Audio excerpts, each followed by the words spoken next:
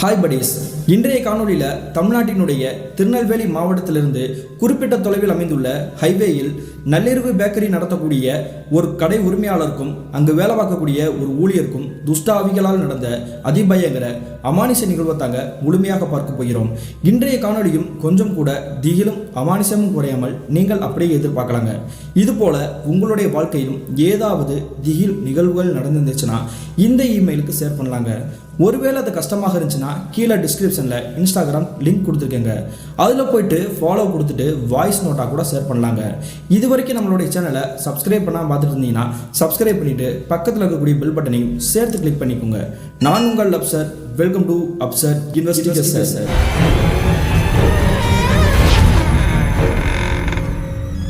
நான் ஏற்கனவே சொன்ன மாதிரி தமிழ்நாட்டினுடைய திருநெல்வேலி மாவட்டத்திலிருந்து குறிப்பிட்ட தூரத்தில் இருக்கக்கூடிய ஒரு ஹைவேயில் கிட்டத்தட்ட 2012 காலகட்டத்தில் நடந்த ஒரு திகில் நிகழ்வு தாங்க இன்றைய நிகழ்வு. இந்த சம்பவத்தை நமக்கு மின்னஞ்சல் மூலியமாக ஷேர் பண்ணியது ஹரிஹரன் அப்படின்றவர் தாங்க. இது இவருக்கு நடந்துச்சான்னு பார்த்தீங்கன்னா இல்லைங்க, இவருடைய அண்ணனுக்கும் ஒரு டீ கடை உரிமையாளருக்கும் நடந்தது தாங்க இந்த சம்பவம். அப்படி என்ன நடந்துச்சுன்னு பார்த்தீங்கன்னா கிட்டத்தட்ட 2012 காலகட்டத்தில் இந்த மின்னஞ்சலை ஷேர் பண்ணிய ஹரிஹரன் இருக்கார் இல்லையா, இவருடைய அண்ணன் பேர் தாங்க பிருத்திவி. அந்த பிருத்திவிக்கு அந்த காலகட்டத்தில் தோராயமாக ஒரு 22 வயசு இருந்திருக்கும். இவங்களுடைய குடும்பத்தை பற்றி சொன்னா அப்பா, அம்மா, ஹரிஹரன், பிருத்திவி, இந்த 4 பேர் மட்டும்தாங்க. இந்த பிருத்திவியை பற்றி இன்னொரு விஷயம் சொல்லணும் அப்படின்னா எப்போ பார்த்தாலும் வீட்டில் வந்து தூங்கினபடியே தாங்க இருந்திருப்பாரு. எந்த ஒரு வேலை வெட்டிக்கும் போக மாட்டாரு. கிட்டத்தட்ட 10ஆம் கிளாஸ் படிச்சுட்டு இருக்கும் பொழுதே பாதியிலேயே அந்த படிப்பை வந்து டிஸ்கண்டினியூ பண்ணியிருக்காரு. அதன் பிறகு ஏதாவது ஒரு வேலைக்கு போவானா அப்படின்னு பார்த்தா எந்த ஒரு வேலைக்குமே போகாம எப்போ பார்த்தாலும் வீட்டில் செல்லை நோண்டிக்கிட்டு தூங்கினபடியே தாங்க இருந்திருக்கிறாரு. இதனால மன உளைச்சல் காலான இவங்களுடைய அப்பா அம்மா இவனை ஏதாவது ஒரு நல்வழிப்படுத்தணும் அப்படின்ற மாதிரி தாங்க யோசிச்சுட்டு இருக்காங்க. அந்த சமயத்தில் இவர் பக்கத்தில் இருக்கக்கூடிய ஏதாவது ஒரு டீ கடையில் வேலைக்கு ஜாயின் பண்ணி விட்டோம் அப்படின்னா அங்கே இருக்கக்கூடிய வேலைகளை பார்த்துட்டு டீ மாஸ்டராக கூட வாய்ப்பு இருக்குல்ல, அதனால அவனை ஜாயின் பண்ணி விடுவோம் அப்படின்ற மாதிரியாங்க இவங்களுடைய கிராமத்திலேயே ஒரு டீ கடையில் ஜாயின் பண்ணி விடுறாங்க. அந்த டீ கடையில் ஜாயின் பண்ணி கிட்டத்தட்ட ஒரு 2.5 மாதங்கள்லேயே இவர் ஓரளவுக்கு டீ போட கற்றுக்கிட்டாருங்க. அதன் பிறகு அங்கே இருக்கக்கூடிய கடை உரிமையாளர்கிட்ட எனக்கு இந்த சம்பளம் பத்தாது, கொஞ்சம் கூட கொடுங்க அப்படின்ற மாதிரி கேட்குறாரு. அதே நேரத்தில் அந்த கடையோட உரிமையாளர் என்ன சொல்கிறாருன்னா, நம்ம கடை வச்சிருக்கக்கூடிய இடம் வந்து கிராமத்து இடம், அதனால வரக்கூடிய கஸ்டமர்கள் வந்து ஓரளவுக்கு தான் வராங்க, உனக்கு டீ மட்டும் தான் போட தெரியும், அதுவுமே ஓரளவுக்கு தான் தெரியும், ஒன்றும் பிரச்சனை இல்லைப்பா, உனக்கு தெரிந்த வேறு ஏதாவது கடை இருந்துச்சுன்னா இங்கே போய் வேலைக்கு ஜாயின் பண்ணி கூட சம்பளத்துக்கு கூட பார்த்துக்கோ, என்னால் கூட சம்பளம் கொடுக்க முடியாது அப்படின்ற மாதிரி தாங்க ஓப்பனாக சொல்லிடுறாரு. அதன் பிறகு இந்த பிருத்திவி அப்படின்றவர் இவங்களுடைய அப்பா அம்மா கிட்ட சொல்லிட்டு அந்த கடை இனிமேல் எனக்கு வேணாம், வேற ஏதாவது ஒரு டீ கடையில் வேலைக்கு ஜாயின் பண்ணுறேன் அப்படின்ற மாதிரி தாங்க வீட்டில் இருந்திருக்கிறாரு. காலையில் சாப்பிட்டு முடிச்சுட்டு வேலைக்கு கிளம்புற மாதிரி வெளியே கிளம்பி டீ கடை வேற எங்கேயாவது வேலைக்கு சேருவோம் அப்படின்ற மாதிரி தாங்க போய் சுற்றிட்டு மறுபடியும் உங்களுடைய வீட்டுக்கு வருவார். இவங்களுடைய அப்பா அம்மா என்ன நினச்சிக்கிட்டாங்கன்னா உண்மையிலேயே டீ கடைக்கு வேலைக்கு தேடி தான் அவர் போகிறாரா அப்படின்ற மாதிரி தாங்க யோசிக்கிறாங்க. ஆனால் அதன் பிறகு தாங்க தெரிஞ்சிருக்குது இவர் எந்த கடையிலுமே வந்து வேலைக்கு கேட்கவே இல்லை. சும்மா வெளியே வெட்டியை ஊர் சுற்றிட்டு மறுபடியும் இவருடைய வீட்டுக்கு வந்து நேரத்துக்கு சாப்பிட்டுட்டு எப்போ பார்த்தாலும் தூங்கிக்கிட்டே தான் இருந்திருக்கிறாரு. இதனால இவருடைய தம்பிக்கும் இவருக்கும் அடிக்கடி சண்டை வந்துட்டே இருந்திருக்குது. இப்படி இவனை நீங்கள் கொஞ்சம் கூட கேட்கவே மாட்டீங்க, பொறுப்பே இல்லாமல் இருக்கிறான், அதனால அவனை ஏதாவது ஒரு கடையில் ஏதாவது ஒரு இடத்துல போய் வேலைக்கு ஜாயின் பண்ணி விடுங்க, அப்படி இல்லைன்னா அவனை வெளிநாட்டுக்காவது அனுப்புங்க அப்படின்ற மாதிரி தாங்க இவங்களுடைய தம்பி சொல்கிறாரு. அதன் பிறகு இவங்களுடைய அப்பா வந்து என்ன பண்ணுறது அப்படின்னு யோசிச்சுட்டு இருக்கும்போது தாங்க இவருடைய நெருங்கிய நண்பர் ஒருவர், எனக்கு தெரிந்த ஒரு நண்பர் கிட்ட வந்து கேட்குறேன்டா, அவர் வந்து ஹைவேலேயே பேக்கரி கடை வச்சிருக்காரு, டீ கடையும் ஜாயின் பண்ணி இருக்கிற மாதிரி, அங்கே வேலைக்கு ஆட்கள் தேவைப்படுன்னு சொல்லிட்டு இருந்தாரு, உன்னோட பையனை இங்கே சேர்த்து விட்டோம் அப்படின்னா அவரே எல்லாத்தையும் சொல்லி கொடுத்துருவாரா தொழில் எல்லாம் அப்படின்ற மாதிரி தாங்க சொல்கிறாரு. அதே மாதிரியே இந்த பிருத்திவியோடைய அப்பா வந்து அவருடைய நண்பர் மூலியமா இன்னொரு நண்பர் சந்திச்சு அந்த டீ கடைக்காரர் இருக்காருல, பேக்கரி கடைக்காரர், அவர்கிட்ட போய் பேசுறாங்க. அப்படி பேசும்பொழுது உங்களுடைய பையனை நீங்கள் அனுப்புங்க, அவனுக்கு வடை சுடுறதுலேருந்து டீ போடுற வரைக்கும் எல்லாமே நான் சொல்லி கொடுத்துறேன், சம்பளம் இப்போதைக்கு இவ்வளோதான் கொடுப்பேன், போக போக அவன் எப்படி வேலை பார்க்குறேன்னு பார்த்துக்கிட்டு நான் எக்ஸ்சேஞ்ச் பண்ணுறேன் அப்படின்ற மாதிரி தாங்க சொல்கிறாரு. அதே மாதிரியே கிட்டத்தட்ட ஒரு வார காலகட்டத்திலேயே அந்த ஹைவேயில் அமைந்திருக்கக்கூடிய அந்த பேக்கரிக்கே இவரை வந்து வேலைக்கு ஜாயின் பண்ணி விடுறாங்க. அப்படி வேலைக்கு ஜாயின் பண்ணி கிட்டத்தட்ட ஒரு 3 மாத காலகட்டங்கள் கடந்திருக்குங்க, எந்த ஒரு பிரச்சனையும் இல்லாமல் இருந்திருக்குது.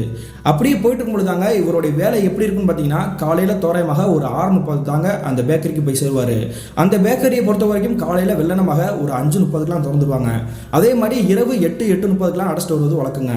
ஹைவேனாலே நிறைய பேருக்கு தெரிஞ்சிருக்கும், அந்த ரோட்டை கிராஸ் பண்ணி போகக்கூடிய டிராவல் போகக்கூடிய இங்கே இருக்கக்கூடிய பஸ்காரங்க இருக்காங்க இல்லையா, அவங்க, அது மட்டும் இல்லாமல் கார்காரங்க, அந்த மாதிரி கஸ்டமர் வந்தால் மட்டும் தாங்க இங்கே கடைக்கே கூட்டம் வரும். அப்படி இல்லை அப்படின்னா வந்துட்டு ஆளே இல்லாமல் ஒரு அறவும் இல்லாத ஒரு இடமா தாங்க அந்த பேக்கரியுமே இருந்திருக்குது. அப்படி போயிட்டு இருக்கும்போது தான் இந்த பிருத்திவி அப்படின்றவர் காலையில் வெள்ளனமாக ஒரு 6 மணிக்கு கிளம்பியிருக்காருங்க. கரெக்டாக நம்ம ஒரு 6:30 அந்த பேக்கரிக்கு போயிடணும் அப்படின்ட்டு. அந்த சமயத்தில் இவருடைய மொபைலுக்கு வந்து இவருடைய ஓனர் கால் பண்ணுறாரு. இவருடைய ஓனர் பேர் பார்த்தீங்கன்னா மாரிமுத்து தாங்க. அந்த மாரிமுத்து என்ன சொல்கிறாருன்னா, என்னுடைய உறவுக்கார பையன் பையன் வந்து தவறி போயிட்டான்டா, அதனால ஒரு 2 நாட்கள் லீவ் விட்டுருவோம், 3ஆவது நாள் நான் வர முடிஞ்சா வரேன், இல்லைன்னா உன்ட்ட சாவி கொடுத்துறேன், நீயே கடையை போய் ஓப்பன் பண்ணி விட்ரு அப்படின்ற மாதிரி தாங்க சொல்கிறாருங்க. அதே மாதிரி இந்த 2 நாட்கள் வந்து இந்த பிருத்திவி அப்படின்ற ஒரு விடுமுறையில் இவங்களுடைய வீட்டிலேயே தாங்க இருந்திருக்கிறாரு. கிட்டத்தட்ட ஒரு 2 நாட்களுக்கு பிறகு இவருடைய முதலாளியை போய் சந்திச்சு அவர்கிட்ட சாவி தாங்க வாங்கிட்டு வந்திருக்கிறாரு. என்ன காரணம் பார்த்தீங்கன்னா, இன்னைக்கு என்னால் வர முடியாது, என்னுடைய உறவுக்கார பையன் தவறி போயிட்டான்னு சொன்னேன் இல்லையா, அவருக்கு 3ஆவது நாள் காரியம் பண்ண வேண்டியிருக்குது, என்னுடைய நெருங்கிய உறவு வேற, அதனால நான் வர முடியாது, நீ மட்டும் போயிட்டோம் அப்படின்ற மாதிரி தாங்க அவர்கிட்ட சாவியை கொடுத்து அனுப்பிச்சிக்கிறாருங்க. அதே சமயத்தில் இந்த பிருத்திவி கிட்ட சொந்தமாக ஒரு பைக் இருக்குது. அந்த பைக் எடுத்துக்கிட்டு அந்த சாவியை எடுத்துக்கிட்டு அந்த ஹைவேல அமைந்திருக்கக்கூடிய அந்த பேக்கரிக்கே போயிடறாருங்க. அப்படி கடையை திறந்துட்டு அன்னைக்கு பொழுதுபுறமே வந்து வேலை பார்த்துட்டு இருக்கிறாரு. அன்றைய இரவு தோராயமாக ஒரு 8:30 இருந்திருக்கும். எப்பயுமே வந்து இரவு 8 மணிக்கெல்லாம் அடைச்சிருவாருங்க இவருடைய ஓனரு. ஆனால் இந்த பிருத்திவியை பொறுத்த வரைக்கும் சாதாரணமாக உட்காந்துருந்தாலே தூக்கி விழுதுருவாருங்க. இப்படி தூங்கக்கூடிய காரணத்தினால தான் அங்கே எவ்வளோ நேரம் ஆகுது அப்படின்றது தெரியாமல் இரவு 8 வரை அங்கே தான் உட்காந்துருக்கிறாரு. அப்படி உட்காந்துருக்கும் பொழுதே இவருக்கு முன்னாடி இருக்கக்கூடிய யாரோ ஒரு நபர் வந்துட்டு இவர் வந்து எழுப்புற மாதிரி தெரியுதுங்க. உடனே கண்ணை முடிச்சு பார்க்குறாங்க. எதிர்ப்புறத்தில் ஒரு 45 வயசில் இருக்கக்கூடிய ஒரு நபர் தாங்க நிற்கிறாரு. என்னாச்சுன்னா, டீ இது வேணுமா அப்படின்ற மாதிரி கேட்குறாரு. டீலாம் வேணாப்பா, என்னுடைய மனைவி நானும் பைக்கில் வந்துட்டு இருந்தோம், அந்த சாலையோட கார்னர் பகுதியில் நாங்கள் வந்து தட்டு மாதிரி கீழே விழுந்துட்டோம், என்னுடைய மனைவி வந்து மயக்கம் போட்டு கிடக்குறா, கொஞ்சோண்டு தண்ணி எடுத்துட்டு வாப்பா அப்படின்ற மாதிரி தாங்க பரிதாபமாக முகத்தை வச்சுட்டு கேட்குறாருங்க. இதை கேட்ட உடனே ஜக்கில் இருக்கக்கூடிய தண்ணி எடுத்துக்கிட்டு இந்த பிருத்திவி அப்படின்றவர் அந்த சாலையோட கார்னர் பகுதிக்கு அவர் கூட போயிருக்கிறாருங்க. அப்படி போய் பார்த்த பிறகு தாங்க தெரியுது அவர் சொல்றது வந்து 100% உண்மை அப்படின்றது. என்ன நடந்திருக்குன்னு பார்த்தீங்கன்னா, இவருடைய மனைவி வந்து பைக்கில் வந்துட்டு இருந்திருக்காங்க போல. அப்படி வந்துட்டு இருக்கும்பொழுது இடையில என்ன ஒரு பைக் கிராஸ் ஆச்சு அப்படின்றது தெரியலங்க. ஆனால் தட்டு மாதிரி இவங்களுடைய மனைவி கீழே விழுந்தபடி இருந்திருக்காங்க. அதே சமயத்தில் இவருக்கு ஒரு சின்ன அதிர்ச்சி. என்ன காரணம் பார்த்தீங்கன்னா, இவங்க வந்து பைக்கில் வந்தாலும் விபத்தாச்சுன்னு சொன்னாங்க. ஆனால் அந்த பைக்கே கணவன் மனைவி இருவர் மட்டும் தான் இருக்காங்க. அது மட்டும் இல்லாமல் இவங்களுடைய மனைவி தலையில் அடிபட்டு ரத்தம் வந்து உறைஞ்சு போன மாதிரி இருக்குது. இந்த ரத்தம் வந்து உறைஞ்சு போன மாதிரி இருக்குது. இது வந்து ரொம்ப நேரத்துக்கு முன்னாடி அடிபட்ட மாதிரி தெரியுது. உங்களுக்கும் தலையில் அடிபட்டுருக்குன்னா ரத்தம் வருதுனா அப்படின்ற மாதிரி தாங்க அதிர்ச்சியோட பார்த்து சொல்லிட்டு இருக்கிறாரு.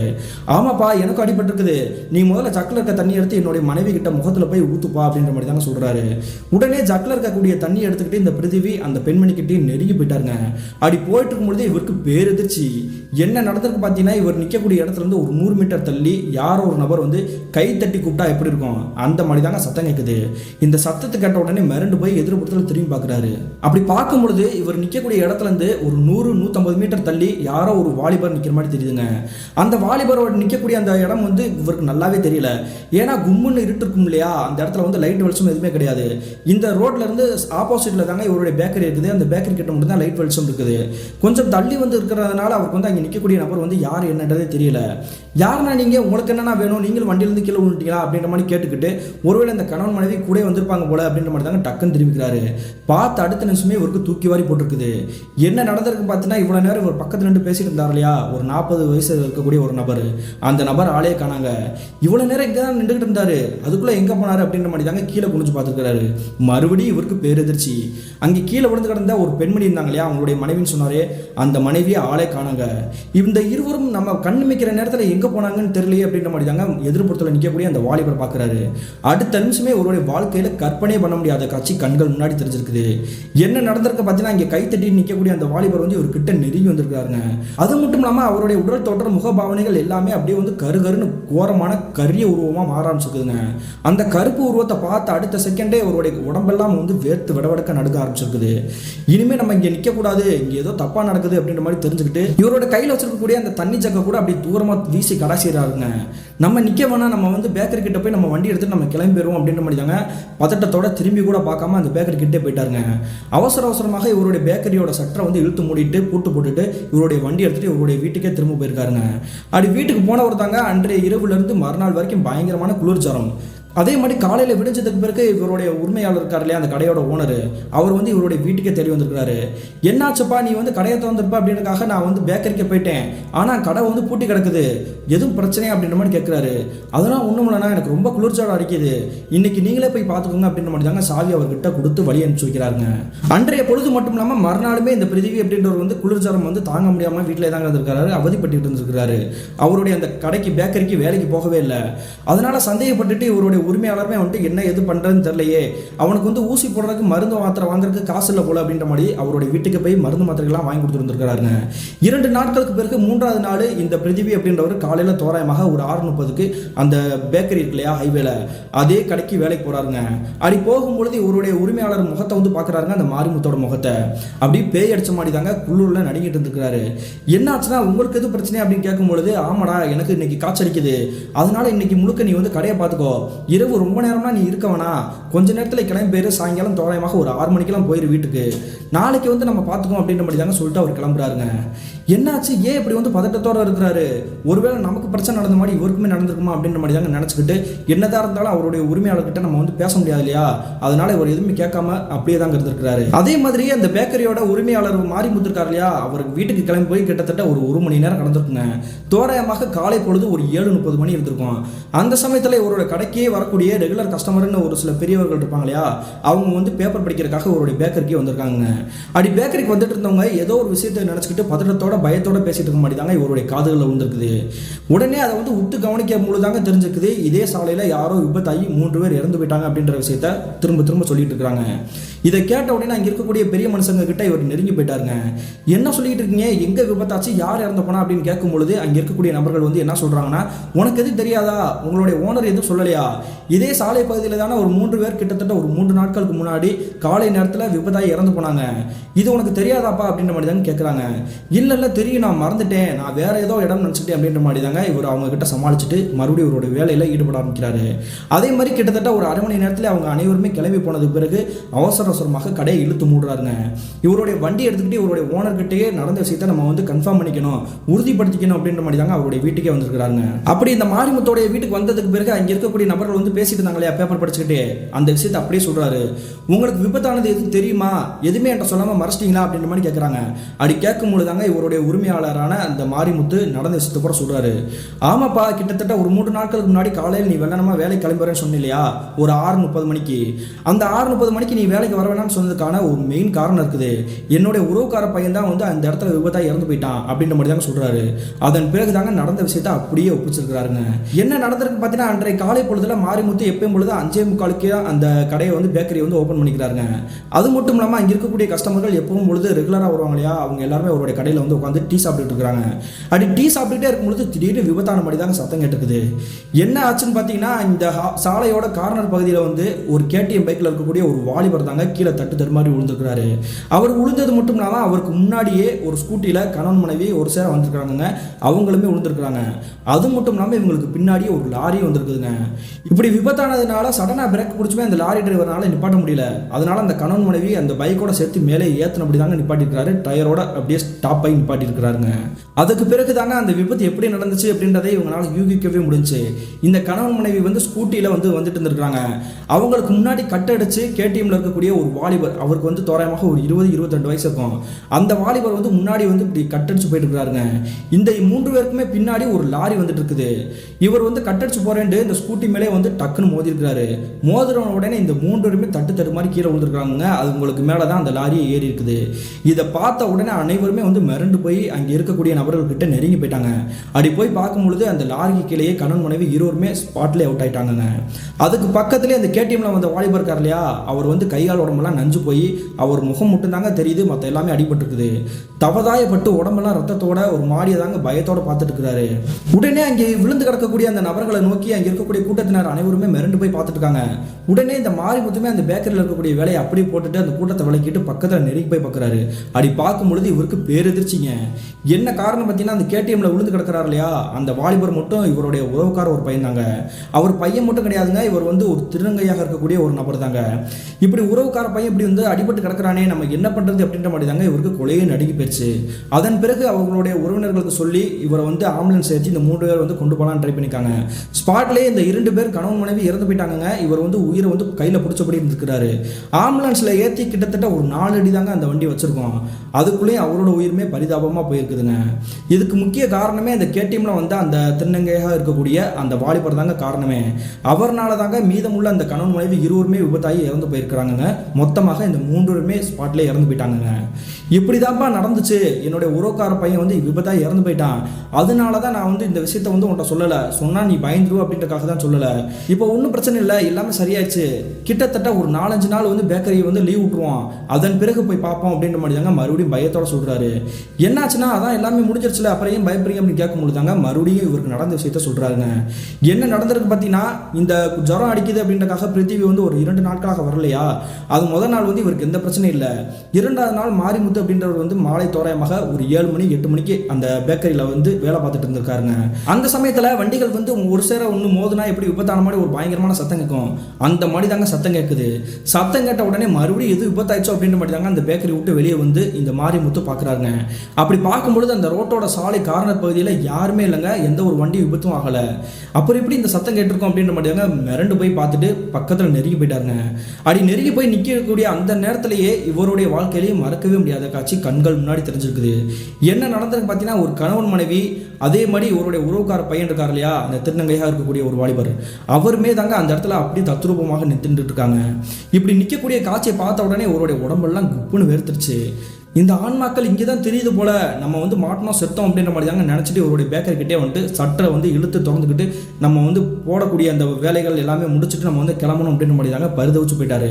அடுத்த நிமிஷமே இவருடைய சட்டை நோக்கி பெரிய கல் வந்து டம்முன்னு வந்து விழுந்துட்டு இருக்குது. நம்ம வந்து உள்ளுக்குள்ளே போய் இந்த சட்டை வந்து மூடிக்கிடுவோம் அப்படின்ற மாதிரி தாங்க அந்த சட்டை இழுத்து போத்திக்கிட்டு உள்ளுக்குள்ளே வந்துருக்கிறாருங்க. அப்படி உள்ளே வந்துமே இவருக்கு வந்து அந்த சத்தம் கேட்காம இல்லைங்க, அந்த கல் வந்து இவருடைய சட்டை முன்னாடி முகப்பு இருக்கு இல்லையா, அதுலேயே வந்து டம்முன்னு விழுந்துட்டே இருக்குது. இதுக்கு மேலே நம்மளை வந்து காப்பாற்றுறது தெய்வத்தால் மட்டும்தான் முடியும், நம்மளுடைய குலதெய்வமான சுடலைமாட சாமியை நம்ம வேண்டிக்கணும் மனதார, அதனால தான் நம்மளால் காப்பாற்ற முடியும் அப்படின்ற மாதிரி தாங்க நினச்சிட்டு இவருடைய குலதெய்வத்தை மனதார வேண்டிக்கிறாரு. எப்படியாவது என்னுடைய உசுரை காப்பாற்றியா, உன்னை நம்பி தான் நான் இருக்கிறேன் அப்படின்னு சொன்ன பிறகு தாங்க அந்த சத்தம் வந்து அப்படி மெல்லிசா மாற ஆரம்பிச்சு கொஞ்ச நேரத்திலே டிசப்பியர் ஆகிக்குதுங்க. அதன் பிறகு இனிமேல் அந்த ஆன்மாவால் எந்த பிரச்சனையும் கிடையாது அப்படின்ற மாதிரி அந்த சட்டரை திறந்து விட்டுட்டு இந்த மாரிமுத்து வெளியே வந்திருக்கிறாருங்க. அவசரமாக அந்த சட்டை இழுத்து போட்டு பூட்டு போட்டுட்டு இவருடைய வண்டி எடுத்துகிட்டு இவருடைய வீட்டுக்கே கிளம்பி வந்திருக்காருங்க.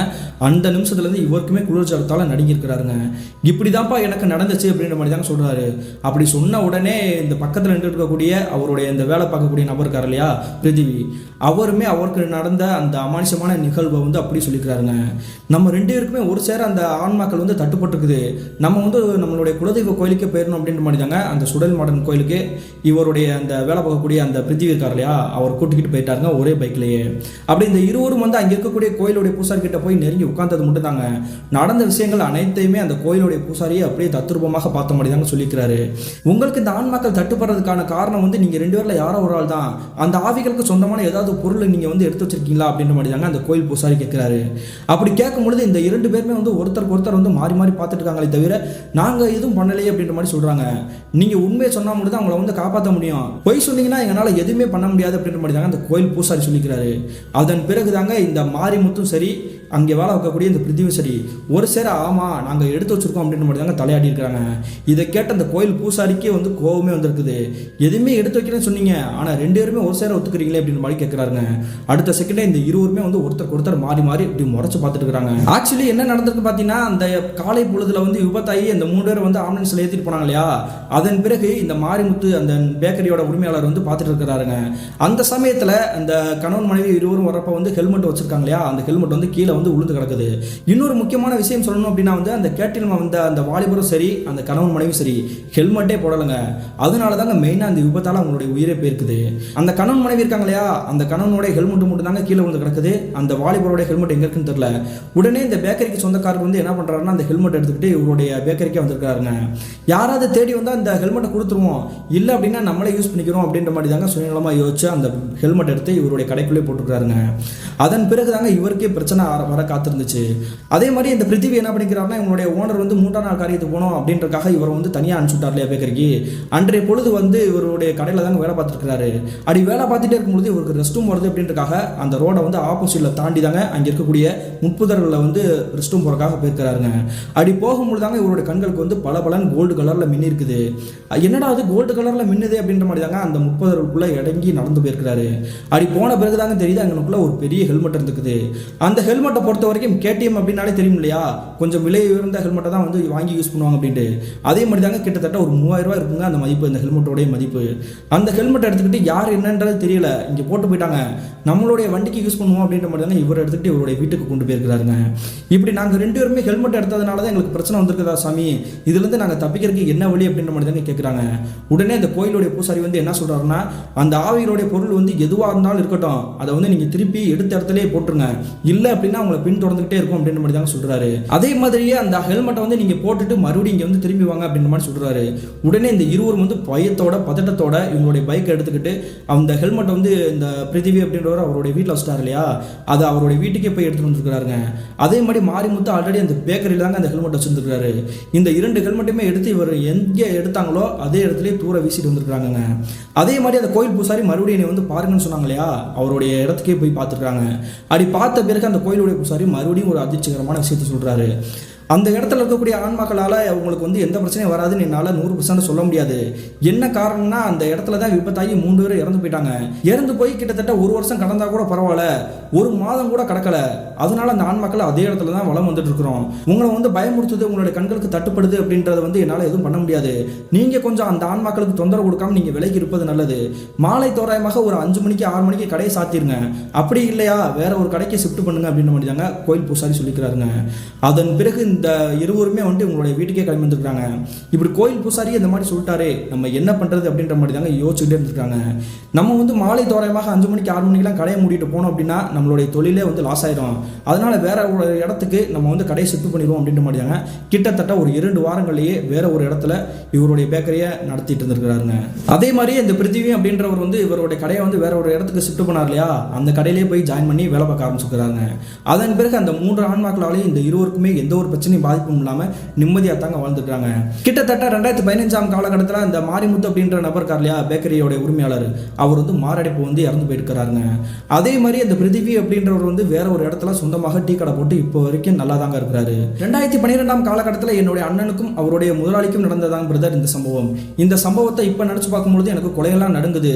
என்னுடைய அண்ணன் வந்து இந்த சம்பவத்திலிருந்து மீண்டு வரதுக்கே ரொம்ப நாள் ஆச்சு அப்படின்ற மாதிரி தாங்க சொல்லி முடிச்சுக்கிறாரு. இந்த சம்பவத்தை ஷேர் பண்ணி ஹரிகரனுக்கு ஒரு நன்றி சொல்லிக்கலாங்க. மீண்டும் இது போன்ற தரமான திரளான சுவாரஸ்யமான நிகழ்வுடன் உங்களை சந்திக்கும் வரை நான் உங்கள் அப்சர்.